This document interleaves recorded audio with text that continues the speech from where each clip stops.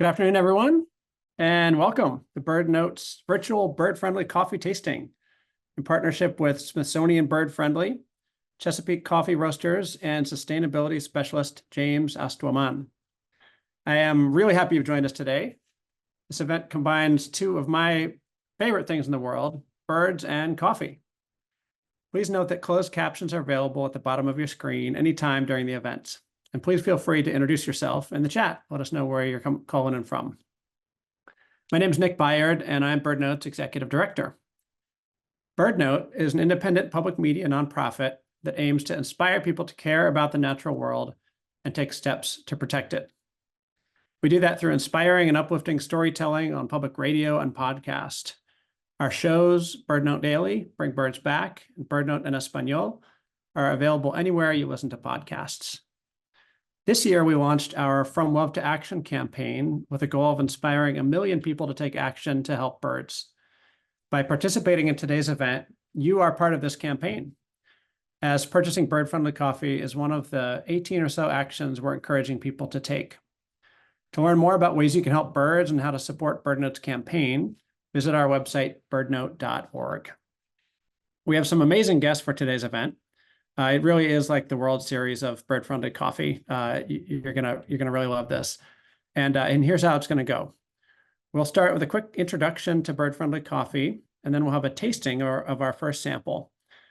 After that, we'll have a panel discussion about the ins and outs of bird-friendly coffee, including a chance for you to ask questions of the experts. And we'll have our second and third tasting, followed by final remarks. And probably none of us are gonna get great sleep tonight, but it'll be worth it. So stick around also to the end to receive a 20% off coupon code to Chesapeake Coffee Roasters.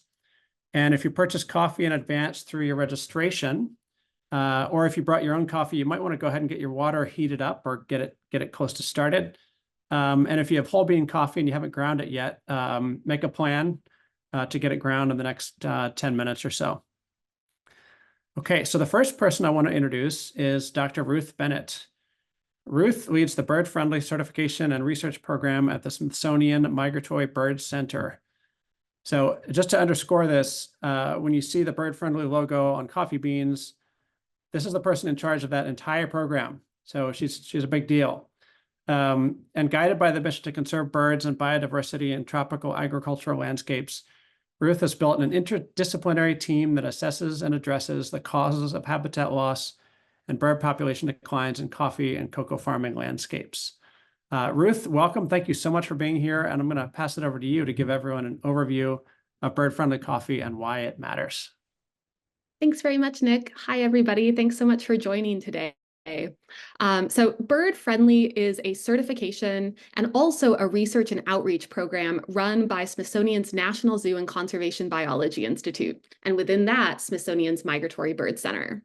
We've been around for over 20 years at this point, and we work for the mission to understand and conserve birds and biodiversity in coffee farming landscapes. So for those of you who haven't had the chance to visit a coffee farm, I just wanted to show you what that looks like.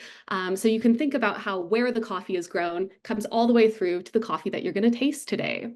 So this is a coffee farm on the left here. These understory shrubs, those are coffee plants. They evolved in the highlands of Ethiopia, and they're now farmed across the tropics globally. A bird-friendly certified farm looks like this one here, where coffee is grown underneath the shade of giant, mature, native trees to that region. And then on the coffee shrubs, they've got these branches that produce coffee cherries. When they're red like this, they're ripe to pick. They get picked. The cherry is shucked off. 2 seeds are inside it, and those seeds are fermented, washed, dried, and then roasted and ground to become the coffee that you're going to enjoy today.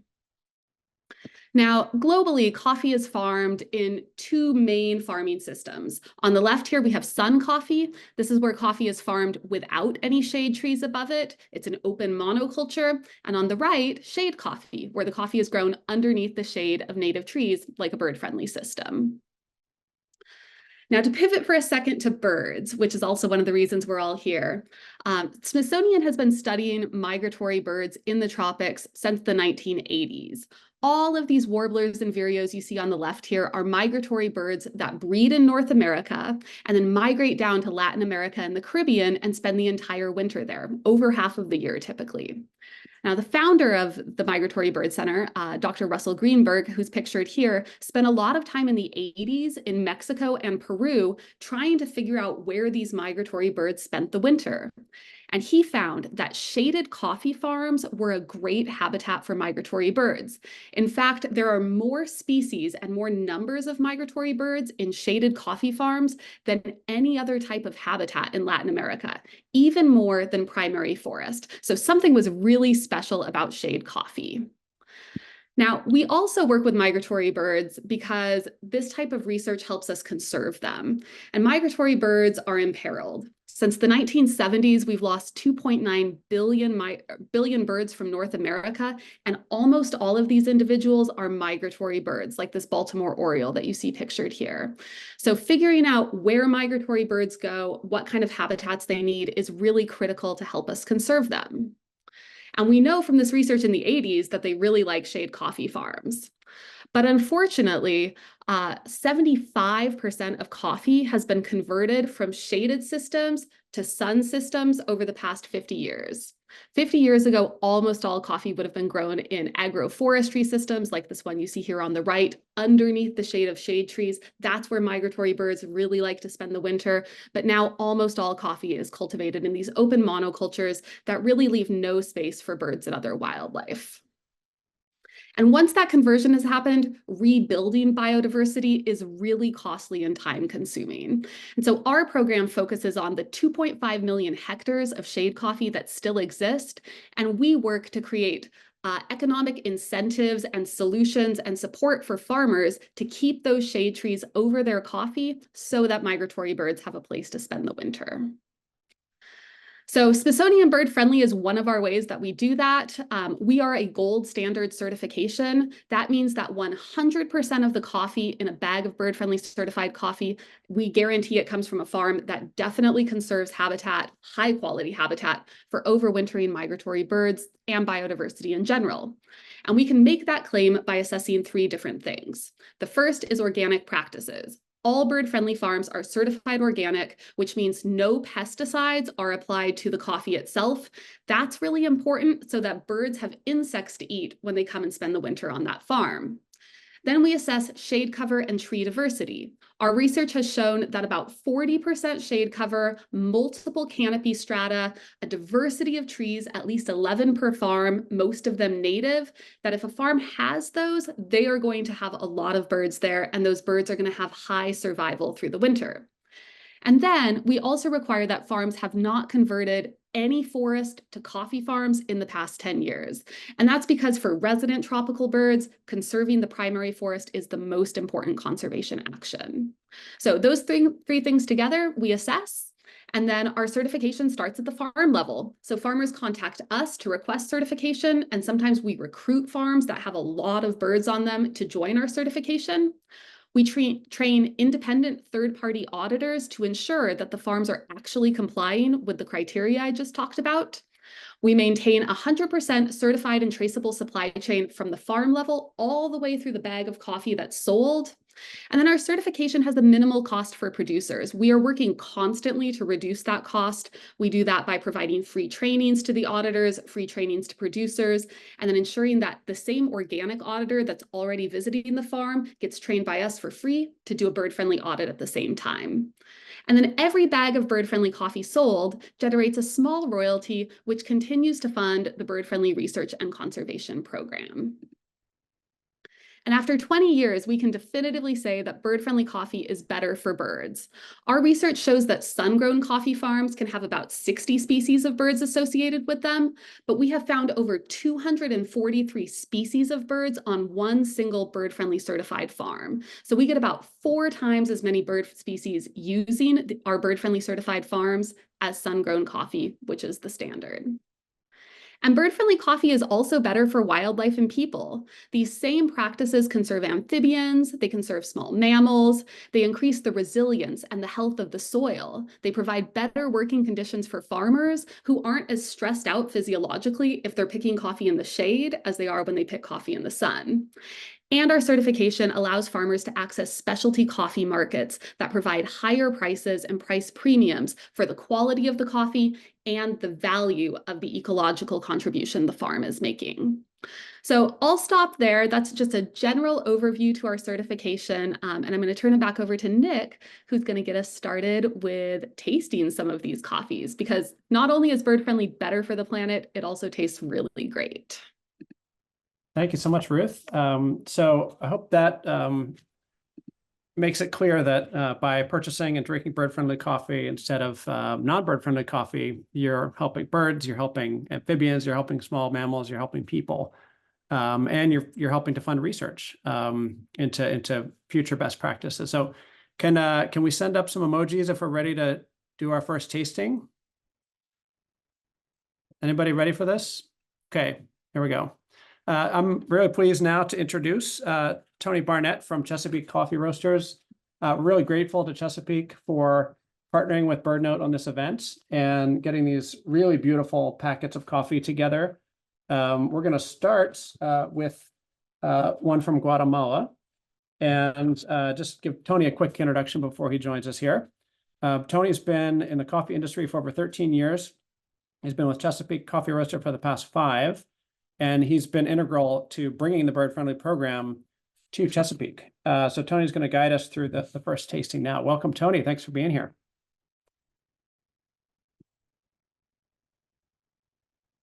There we go. That's better. Thank you so much for the introduction, and thank you, Ruth, for that wonderful overview of bird friendly. Every time I hear you talk, it's always I learn a little bit something more about bird friendly. So today we're going to start with our bird-friendly Guatemala coffee. It's a wonderful coffee. We're kind of doing these in the order that I like the most. Not that I don't like them all, but the Guatemala is absolutely my favorite one on the table right now. So what we're going to do is we're going to make sure our water is all set up, make sure your coffee is all ground. I believe in the email that was sent out, we're looking for a little coarser than table salt. If it's not, we'll work through it. I promise we can get through this together. So I'm going to switch over to my pour overview here in just a moment, and we'll actually get started brewing. So just give me one moment to get that set up.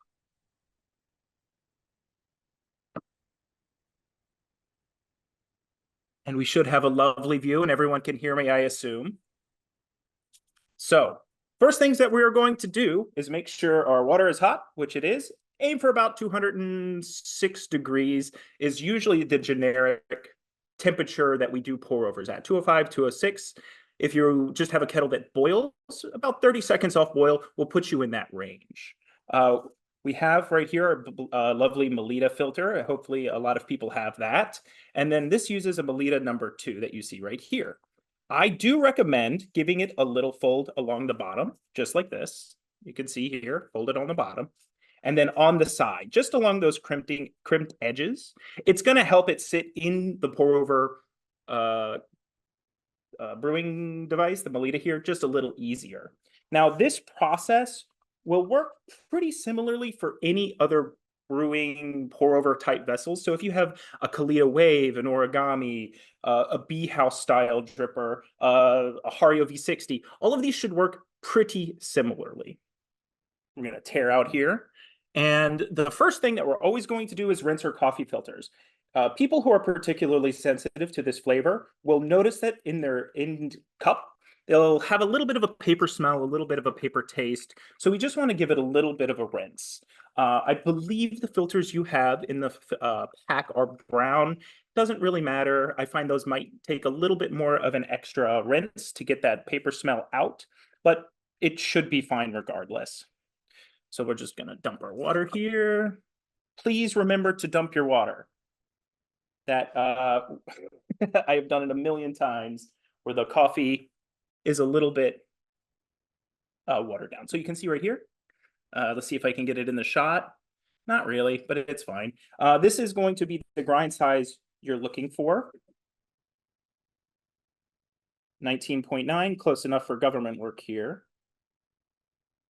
Tear out your scale if you have one. So this is about 2 tablespoons-ish of ground coffee. Make sure we can see everything here. Got my timer going. All right, so I have my fancy kettle here.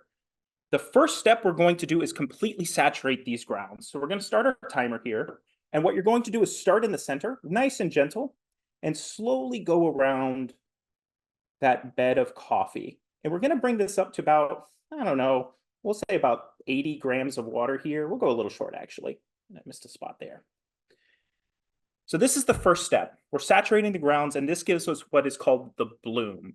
The bloom is all of this extra CO2 that's trapped in that fiber structure of the coffee is transferring out with the water.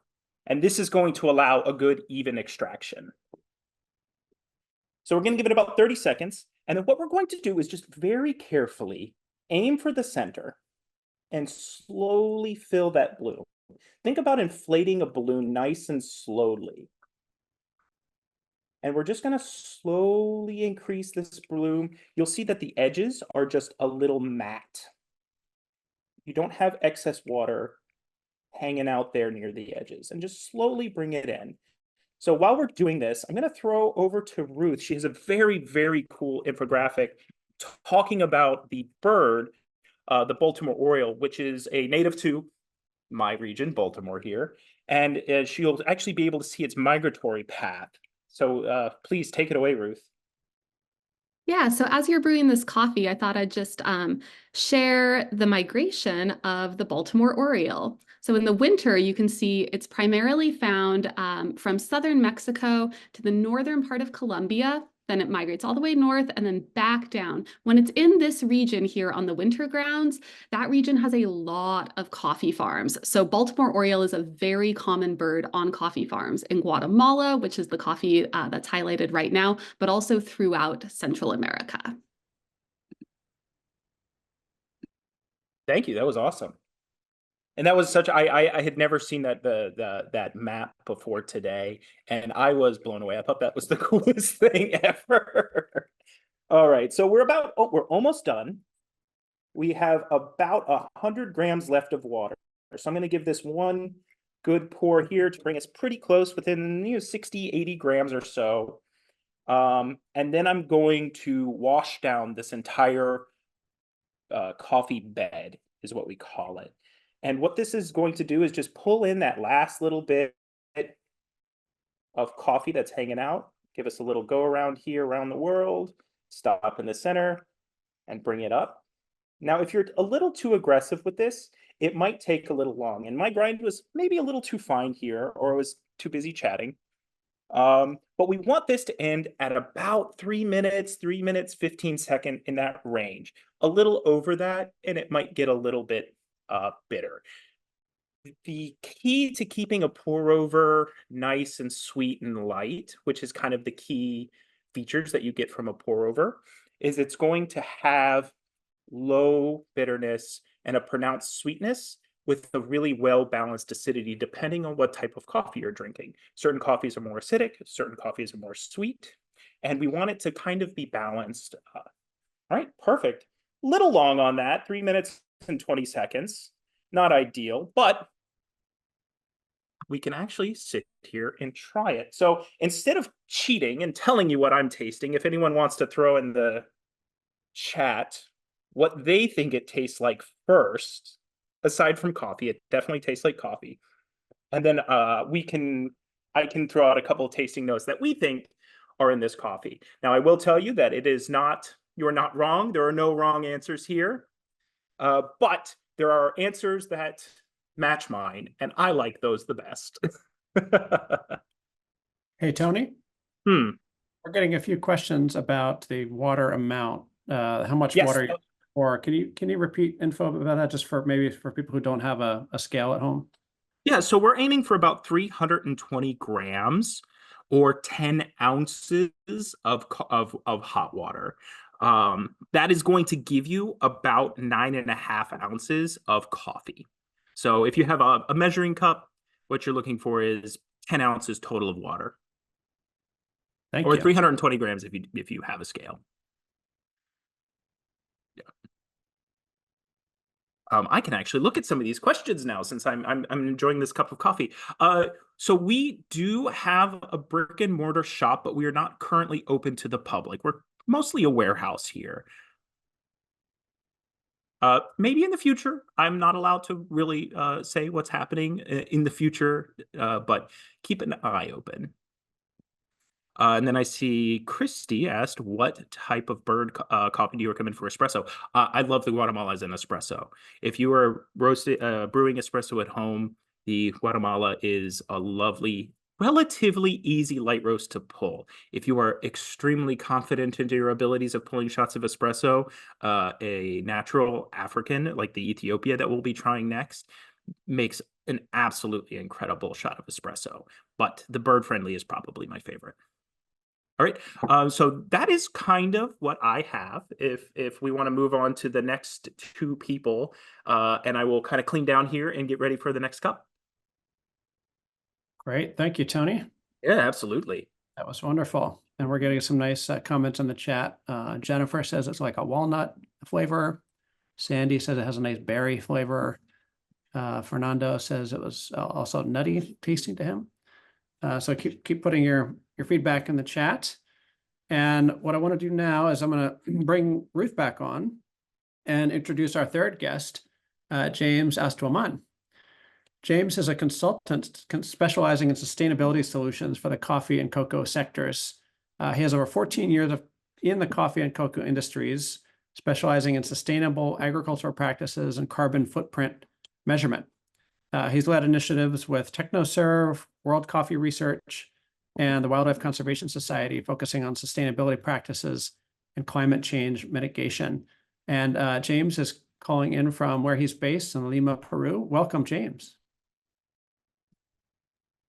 Thank you. Thank you very much for having me here. I am very happy to share some stories behind this amazing coffee that you are testing right now. I'm gonna share my, can I share my screen now? Yes, please. Okay, I'm gonna do it. Yeah, so I'm from Peru. I'm based right now there, but I work with coffee farmers around Latin America. And one of the great things about working with coffee farmers is the wonderful landscape that you can see when you travel to origin. All the coffee that you are drinking come from land like this.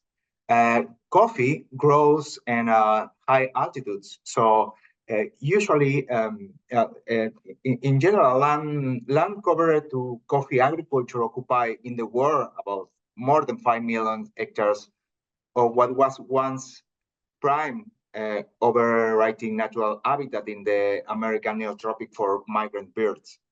When farmers produce coffee, they are always in connection with the wildlife around the farm, birds, animals, insects. So all of them live and they like to live in different kind of trees, different kind of plants. So farmers live side with this wildlife. When they transform the land, when they grow coffee, they in some way they have an important impact on the landscape. So organic farmers have the opportunity to grow coffee, not only that is produced naturally using organic inputs or local inputs, but also in a way that they can preserve the land and they can preserve the trees that are that grow in this area. So beer-friendly coffee means that beer-friendly coffee means that it is a coffee grown on land that creates an habitat for beers. So migratory bird species like shade coffee plantations because they prefer habitats that are slightly disturbed. So coffee as an understory plant can be grown under a very close canopy of 93 species. Many of the U.S. migratory bird species overwinter in the Latin American coffee belt. So because birds, because these practices, farmers every year they receive birds that come from the United States. So you can see in the brand of Chesapeake Coffee different logos of different birds. Those are the birds that are in Latin America too, while you are in winter. So it's an amazing way to connect both sides of the world through this amazing cup of coffee that you are trying right now. James, thank you for that. Can you talk a little bit about the technology involved in growing and maintaining bird-friendly coffee? I mean, what Ruth showed, the difference between, you know, the clear cut and then the bird-friendly environments just seems so different. I just imagine the process of people getting out and actually cultivating it must be very different too. Yeah, as I mentioned, most of the coffee in Latin America is grown under trees. It's shade coffee. So farmers are looking for different species that can not also help to the soil, but also help to the coffee. Species like fabas that capture nitrogen from the soil. That helps a lot to the coffee plants. But also these plants are favorite from some bird species, like ingas and some other tree species are usually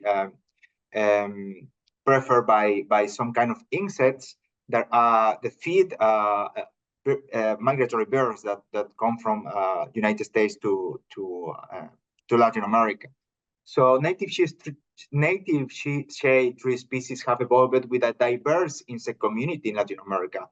Insects and migratory birds feed on the winter grounds in Latin America. So having native shade tree species is critical to making this plantation work for birds. However, coffee, it's a plantation that demands nutrients and demands fertilization and demands shade and demands also to be pruned, and of course people who harvest the cherries, and it's important that the inputs that farmers use do not have a big impact on the forest and also on the wildlife. That's why bird-friendly coffee might be organic coffee as well. So farmers can grow the coffee using organic inputs or using organic fertilizers that they can make at the farm, and also they can do practices that protect the trees and preserve the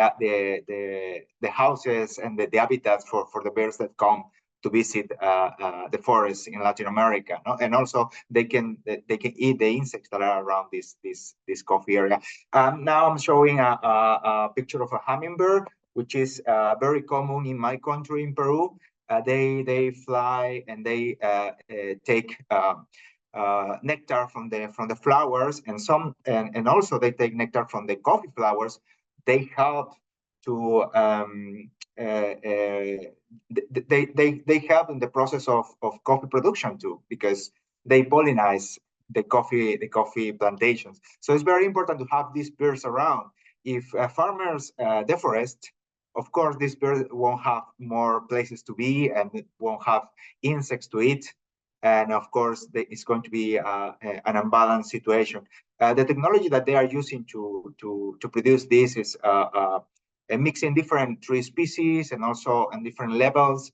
And of course, growing the coffee using varieties that are adapted to shade-grown coffee, to shade-grown in an agroforestry system. This is also relevant for them because they can achieve good quality when the coffee is grown under shade. So now we have more the organic farmers that are growing this coffee have the opportunity to see every day different birds, different animals, which doesn't happen when you have a sunlight coffee plantation. You don't have any kind of wildlife in the area. So this is not just bird-friendly coffee, this is bird-powered coffee. Is that fair to say? Exactly. It is. Bird-friendly might be organic first, the practices that farmers do to, for example, to collect the pulp from the coffee when they process the coffee might be used in the plantation as a fertilizer. So they are recycling all the materials and the inputs that they have at the farm. They can use some of the wood as a combustible, and for also mulch, no, with the leaves that fall off in the land. And also that's important when you have trees. You also support soil conservation, which is very important to stop erosion. No? And this is the best way to also to stop deforestation. Deforestation is one of the main problems right now for coffee farmers, because when you have a land covered by trees, you can achieve more wildlife. And of course, the coffee that you are producing have better quality. And you don't need much fertilization, so which is less impactful for the bird species. When you find landscapes, and well, you can see some pictures of the farmers also harvesting bird-friendly coffee, which is a very most of these farmers are small, so they don't have much access to inputs, to fertilizers, and because it's not a big industry, a small scale industry, so they might use and recycle the same inputs that they have to preserve and diversify the farm, having also fruits, having different plantations like plantains, bananas, oranges, and some other plants that they can use for themselves. But the problem is when the main problem on coffee production is deforestation. So you can see this landscape like the picture that I'm showing in different part of Latin America, where farmers are pushed because the market and because the prices of coffee are very low. They are pushed to grow more coffee to increase productivity, and on that way they might deforest the land because they don't have other choice, because the market is very aggressive, and that create a series of bad decisions and bad practices that bring farmers to the forest, and of course take out the habitat for birds and for animals, for insects. So this is one of the main challenges right now. But fortunately, with bird-friendly coffee and organic practices, farmers are more aimed to grow the coffees under the shade, growing the coffee in areas surrounded by forests. No? So they grow in partnership with the nature, which is the best practices, and they demonstrate that it's possible to grow good quality coffee on this kind of practices. Thank you, James. And Ruth, did I hear you correctly that it would really take 10 years for a coffee plantation to go from non-bird friendly to bird friendly, because it's got to be 10 years without deforestation? Yeah, so that's specifically for farms that have cleared primary forest. We won't certify those farms for at least 10 years. But to build a bird-friendly system back onto a sun-grown coffee farm, that can start immediately. So we have certified some farms, which we call baby bird-friendly. Once they meet our criteria for 40% canopy cover over the coffee, if they've planted at least 11 tree species, majority native per hectare. And then we monitor those farms over time to make sure they continue to grow so that they completely comply with bird friendly, but we will certify farms starting at about 3 years out. It's typically more costly for producers to add those trees into a system that's already sun grown, and a lot of producers aren't willing to remove some of the coffee plants to add trees back. So that's why we focus first on conserving the bird friendly systems that still exist. I see. Thank you. So it sounds like there are so many good reasons for farmers to go for this certification. I'd love to hear from you both just briefly on the demand for the certification itself. are farmers trying to get the certification because then it opens them up to more opportunity for selling their coffee? Is it a big boost in sales, or how is the demand for that certification playing out? Yeah, I can tackle that first from the consumer side. So certification is a market-based mechanism. So the best management practices we promote to farmers whether or not they want certification, but to pay for certification and enter our traceable supply chain, that's a market-driven incentive. So that only works for farmers if there's a buyer like Chesapeake Coffee Roaster who wants bird-friendly certified coffee. So a lot of the work that our program does is actually working with coffee roasters in the United States and Canada to educate them about bird-friendly practices, about the program, and about why they should purchase bird-friendly certified coffees. So we've invested really heavily in that over the past 3 years, and we've actually doubled the sale of bird-friendly coffees in the United States simply by focusing on consumer awareness and roaster education and awareness.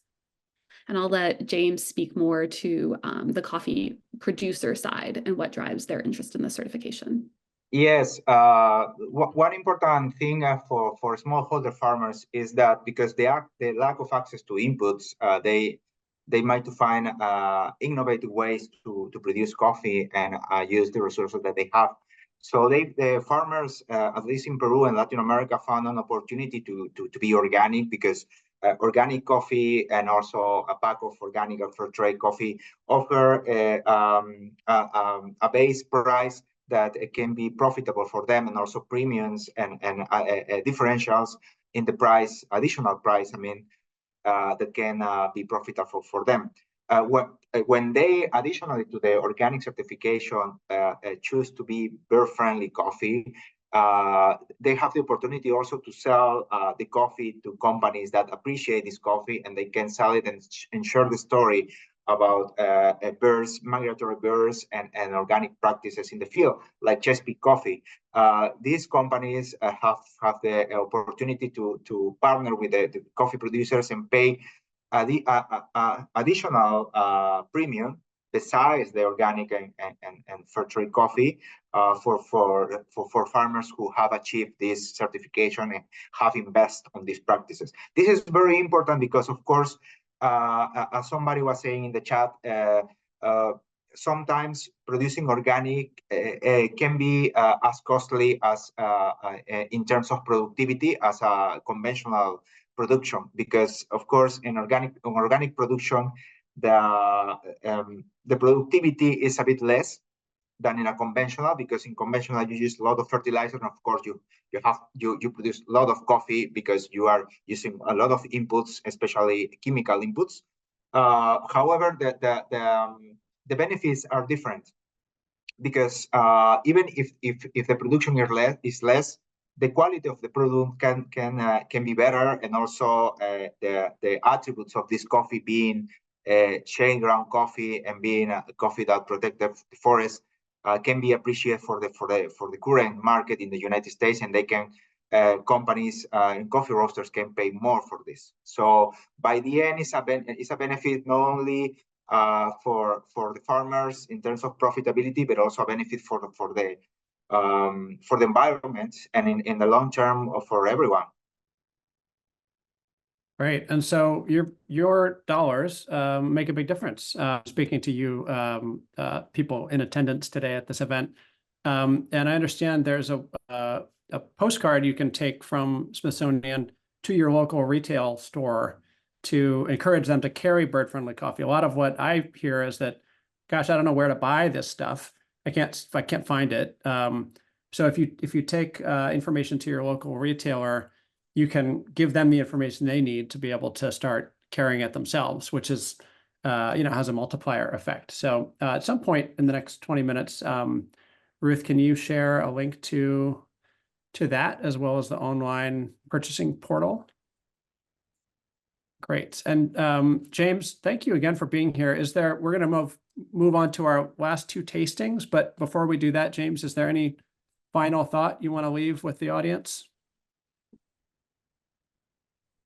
Yes, I think bird-friendly is an important concept that James, you're cutting in and out a little bit. I'm not sure what happened.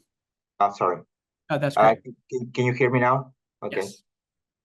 Yes, I mentioned that bird-friendly coffee is a good alternative for small farmers to diversify their production and offer a different product that not all also that are not only offer good quality of coffee, but a coffee that can be also save the environment and reduce the carbon emissions in the world. It's a long journey for birds from the United States to Latin America, so they need an habitat. If we stop buying coffee, and this is not pressure for everyone, but if we don't keep supporting these initiatives, unfortunately, the aggressive market is going to push farmers to keep deforesting, and we don't want that. We want farmers that can produce organically, that they can receive a better price for the coffee that they're growing in small scale with an investment on trees, because to diversify trees it demands that for farmers to buy different trees and find sources of this for these trees seeds, growing varieties of coffee that can be adapted to this environment, and all those costs the farmers might to be for being organic and river friendly depends a lot from the market and from the profits that they receive from that coffee. Great. Well, thank you so much, James. I'm sold. This is really great information, and I hope people are getting a lot out of it. Can we give James a round of applause for his time and expertise? And why don't we bring? Yeah, thank you so much. Why don't we bring Tony back and take a trip to Ethiopia? Hello. Thank you so much, James, for that. That was some really, really great information. I love to learn more about it just from my own personal growth side. So thank you for that. So the next coffee we have is going to be the naturally processed Ethiopia. And it is slightly different, aside from being from very, very far away from Guatemala. A naturally processed coffee, instead of having all of that really nice, lovely red coffee fruit removed during processing, it is actually dried or raisined with that fruit on the coffee cherries before it's then milled and goes through the whole process, but gets sent back out to us. So this is going to come across very, very differently, not only from a regional standpoint. Think of like wine, the terroir, the cumulative effect that the environment has on a product. And this is going to be a different process as well. So we're a little over on this one, but again, it's okay. We work in generalities here in the coffee brewing world. So the same process is going to apply here. I do like to typically grind my lighter roast. So this is slightly lighter than the others, a little finer than I do the darker roasts. They're just a little harder, like physically, density wise. Ooh, this one is not wanting to bloom very much. So we're going to go through the same process. We're going to put a layer of water on, about 80 grams. We're going to start our timer before we forget for too long. We're going to let this sit for that 30 seconds. The same process. And while we're kind of doing the same thing, aiming for that 320 grams of water at the end, or 10 ounces if you are using a not gram scale or using volumetrics. And we have another very fancy infographic about the silvery, what is it? The silvery cheeked hornbill, I believe it is called. And I think Ruth has that, and she can say a little bit more about that bird species as well. Yeah, so unfortunately, I don't have a migration map of this species because this is a resident African species. So migratory birds from North America do not travel to Ethiopia, but Ethiopian shade-grown coffee farms and all of the eastern highlands of Africa, shade-grown coffee farms conserve a lot of resident species. So Chesapeake chose to focus on the silvery-cheeked hornbill because that bird, first, it's a spectacular bird. It lives directly on coffee farms in the highlands of Ethiopia, and it's really cool. It breeds inside canopy or inside cavities on some of the older and dead shade trees that farmers choose to retain on their farms. And so bird-friendly certified coffee is actually really important for this species because in addition to all the criteria I talked about originally, we also ask that farmers keep any standing dead wood on their property. Those trees are important in the neotropics for woodpeckers, but in East Africa, they're important for hornbills that breed there. Thank you so much. I really do like this bird. It's so dinosaur-like. It is a fantastic looking bird. So I was really excited when we decided to go with that one on our on the can art than maybe some other species. I'm sure there are many beautiful species. I'm not familiar with them because I'm a coffee guy. So we are working with the same process that we were before, aiming for about that 3 minutes and 3 minute set, maybe 3 minutes, 15 seconds if we're feeling sassy, and that 320 grams, 10 ounces out. And we're getting really close here. So I'm going to give this just a little bit more water before I, again, wash down the sides.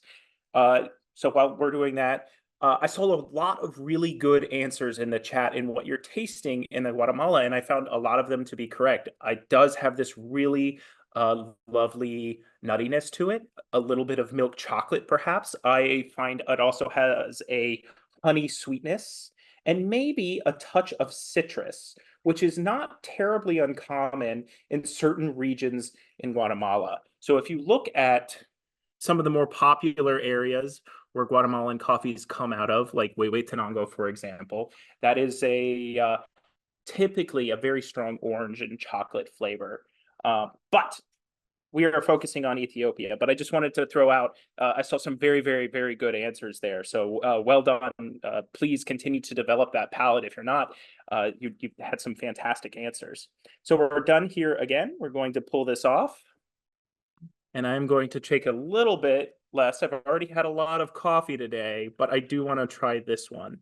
So were there any questions on this brew specifically before we move on to the Honduras? And I'll give you just a moment to get everything reset up because we're going to move pretty quickly into the next one.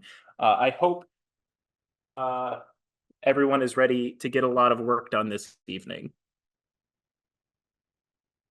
So let me make sure see if I can see any questions here. But in the meantime, I will get prepared for the next one.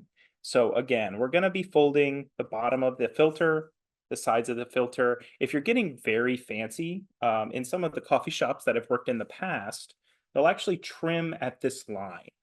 Just less between you, the grounds, the hot water, and the coffee, a little less absorption on those volatile coffee oils that exist there. We want to maintain all of that hard work that the farmers have done when they make these coffees. I often say that I have the easy job. All I have to do when I am roasting coffee is not screw it up. Hey, Tony. Yes.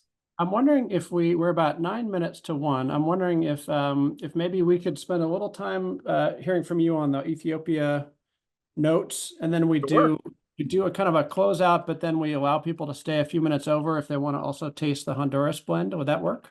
Yeah, absolutely. So if everyone is pretty close to being done with the Honduras, I'll give my kettle a chance to catch up as well, and all of your kettles. So this is a very interesting Ethiopia. Not from the fact that it is a particularly fruity one, but it is a Ethiopia that has changed a lot over its course of its life. We're expecting a new shipment, a new crop, the newest crop of Ethiopia to come in very shortly. And as coffee ages out, it changes the way it tastes. So when we first got this coffee, it had this really heavy strawberry note. And as it has gotten older, very interestingly, it has developed a very straightforward, oh, hold on one second. I guess they wanted to see my face. It has started to develop this very interesting dark chocolate flavor. If you've ever had a single origin dark chocolate, say from like Ecuador or El Salvador, you notice that it has a lot of complexity to it that you don't typically associate with chocolate that you get at the grocery store. It has almost like a savory quality to it, in addition to a fruitiness. And I find that this Ethiopia has developed into this very dark chocolate forward, slightly savory coffee, which is really fantastic. I'm still getting a little bit of those strawberry notes, especially when you smell it. Very light, maybe rose water, something like that, but heavy on the dark chocolate now. And we have actually lightened up the roast from earlier in the year. So it really shows how dynamic coffee is as a crop. And I think people kind of tend to forget that a little bit, that this is an agricultural product, just like your tomatoes that you should, eat in the summer when they're fresh. You should try to buy the coffees that are in season at that point. So if you go to your local coffee roaster, which I highly support, I know I please buy Chesapeake coffee, but it is best environmentally speaking to support your local coffee roasters. It's just lower carbon impact. And especially if you encourage them to get bird-friendly coffee. But ask what's fresh, ask what's seasonal, because that is what the best coffee is going to be. And I can actually look at the questions a little bit now too as well. Yes, 20 grams, 320 grams. 3 minutes might have been running a little slow today, probably because I'm yapping and not paying attention to the brew as closely as I should be. So the tasting notes on that. It also within Ethiopia, you're going to tend to get a little bit of a lighter body. It is a harder bean. It's a denser bean. Ethiopia has such a wide variety of genetic diversity because it is the birthplace of coffee, that it's very hard to nail down what is being grown where. Each mountain, each hectare is growing something slightly different from all of its neighbors. Whereas if you go to someplace like Kenya, they're going to be growing SL28 or something like that. If you go to Colombia, they're going to be growing Colombia or Typica or Bourbon or something like that. And it's the same same idea again, back to the wine industry. You get Pinot Noir from here. You get, the Côte d'Rhône grows this type of grape. A Grenache is grown here. It's the same ideas. So Tony, let's do yeah. one more question, if that's okay. We had one person wondering what to look for if they want to buy the entire setup that you're using to brew the coffee, and then we'll do a little close out. The whole setup. So we have the Melita here. This is the Melita cone filter pour over kit. Those are available through Melita. That's where we got them from. This is a single type of pour over.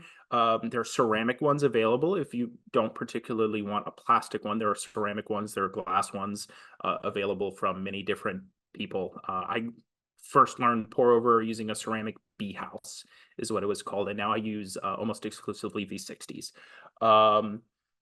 We did this because these are a phenomenal learning tool. If you're learning pour overs, these are incredibly easy to learn on.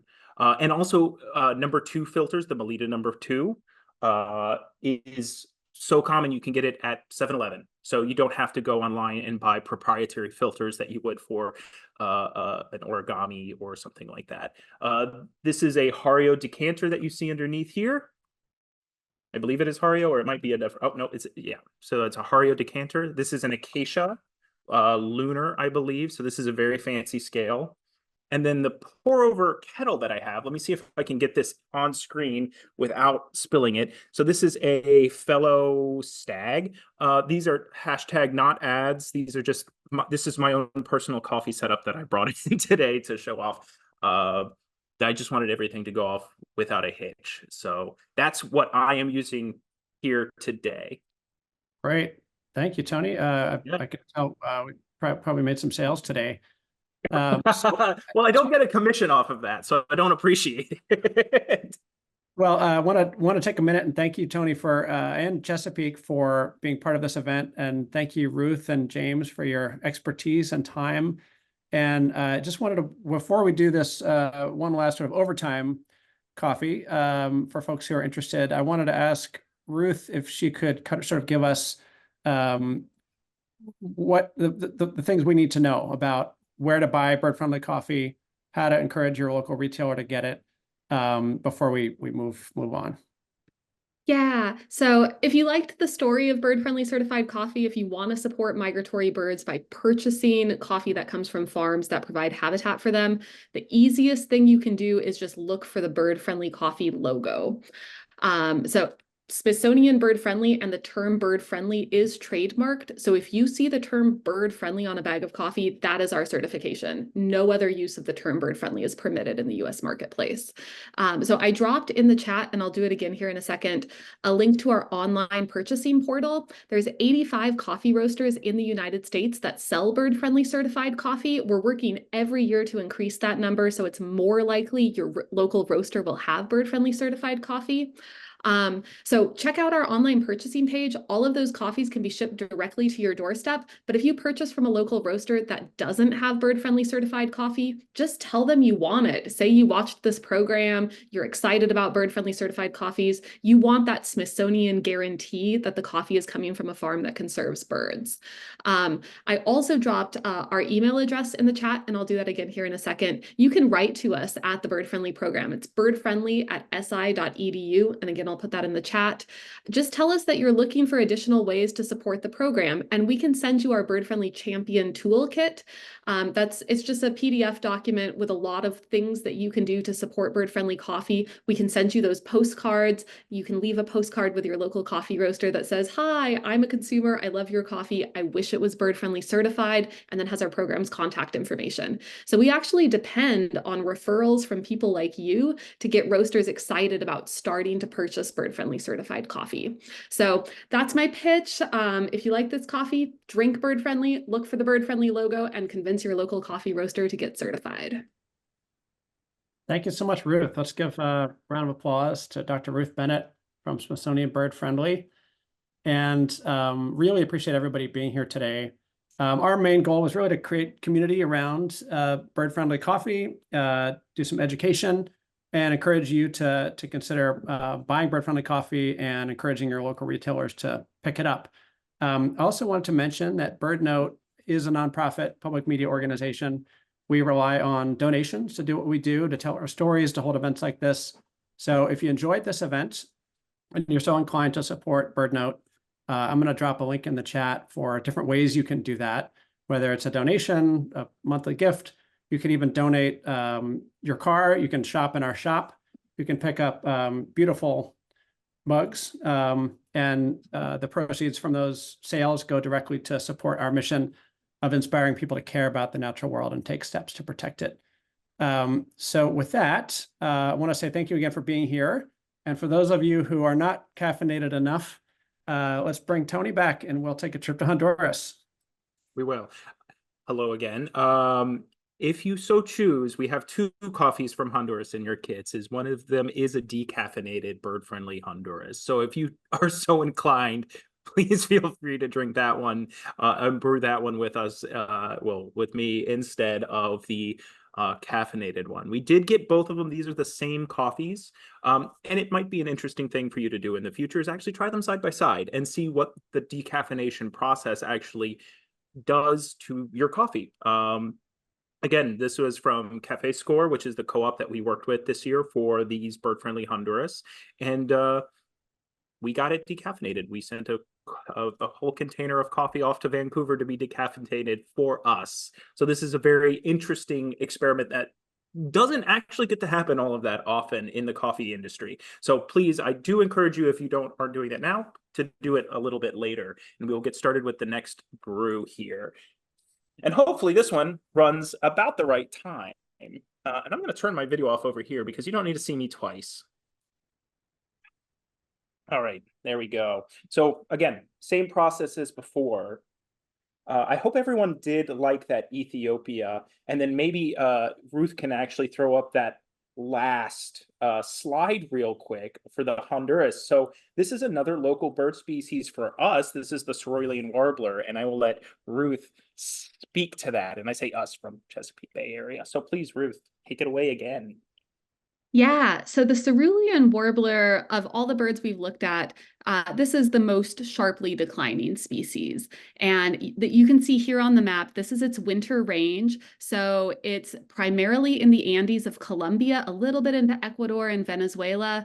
And all of these regions are coffee growing regions. So cerulean warblers are found on shaded coffee farms and adjacent forest, and that's pretty much it in the winter.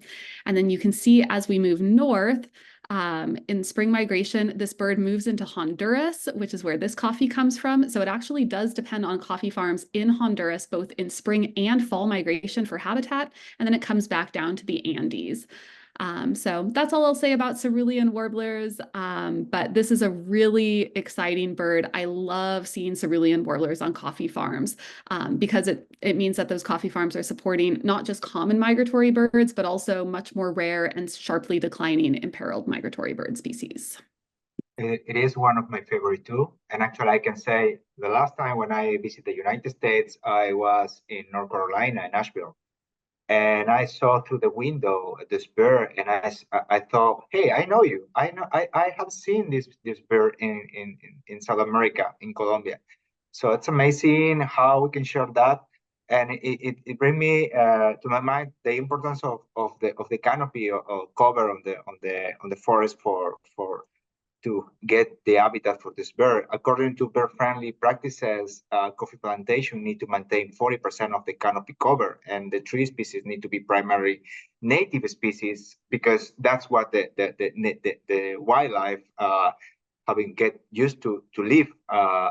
When we deforest and we introduce species that the tree species that are not part of the land, we are changing the behavior of the birds, and that of course change the way that they eat and they reproduce, and of course the places where they go.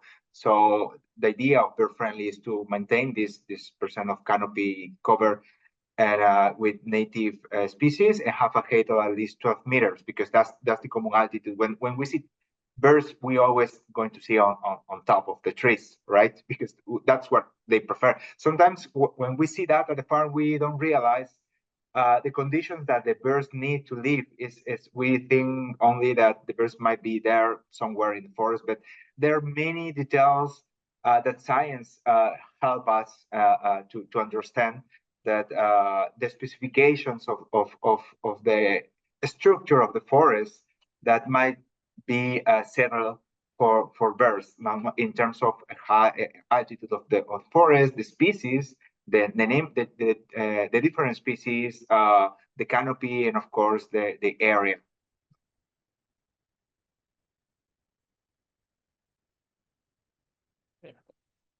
Yeah, thank you for jumping in on that. It is an excellent point to make, that is that these are migratory bird species and they need a place to live there just as much as they need a place to live here. So please keep that in mind in your own backyards for any migratory bird species. It's as much as our responsibility personally to make sure that we're supporting them here as they are in their migratory grounds. So that one went really well. In terms of brewing, we actually nailed one right before the end, which I'm very happy about. So this is the Honduras. You're going to notice a lot of similarities to in the tasting notes here as to the Guatemala, and that's the big hint I'll give you. I'll give you a couple more moments to try it. And I'll try to keep my voice from shaking too much because I've had quite a bit of coffee at this point.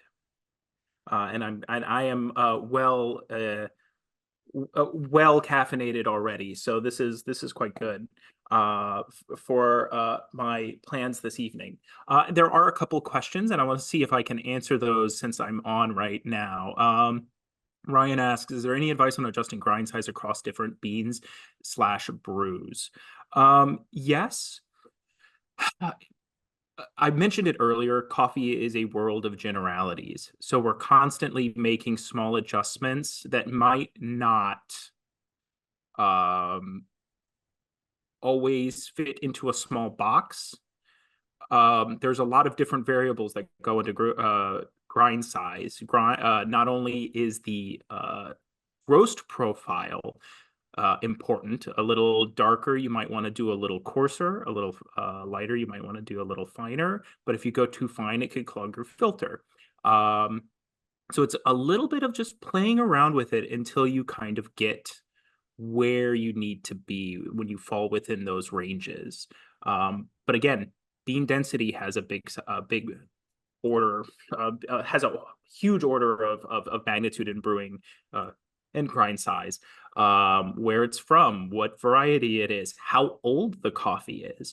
You know, if you're sitting with a 3-day-old Honduras, it's going to brew differently and need a slightly different grind size than a 3-week-old Honduras, which might need a little bit of a finer grind. So it's just really encourages you to taste your coffee. Take a second and not just, drink it in the car when you're driving in, but taste it and enjoy it and kind of think about what it's tasting like in the moment. There are some really good graphics online that you can find called brewing control charts that might help guide you in terms of time, temperature, and grind size. I'm not going to point those out specifically because I don't know off the top of my head where they are. And then Ron asked, do light and dark roasts both get ground to coarse saltish size? Yes-ish. Again, it's a general question. They kind of need to be in that general vicinity to a greater or lesser extent. You don't want to go to coarse like kosher salt. That would be excellent reference for a percolator if you're out camping, or a French press if you're doing those brewing methods. So that's kind of all I have today. That was a really informative session just from my point of view. So if there's any final questions, I can kick it back to Nick and he can take us out. Thanks, Tony. I want to make sure everybody knows about the coupon code that Chesapeake has so generously offered. It's BirdNote, and the website is chesapeake.coffee, no .com, .coffee, and use the code BirdNote to get 20% off. And I think that code is going to be valid for about a month. Is that right, Tony?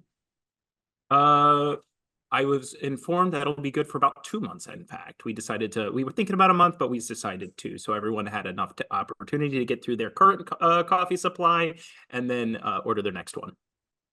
Great. All right. Well, thank you, everyone. And again, there's going to be more information going out over email for folks who attended. And you know where to find us if you have more questions. And thank you so much. Have a great weekend. Thank you so much. Thank you. Thank you very much.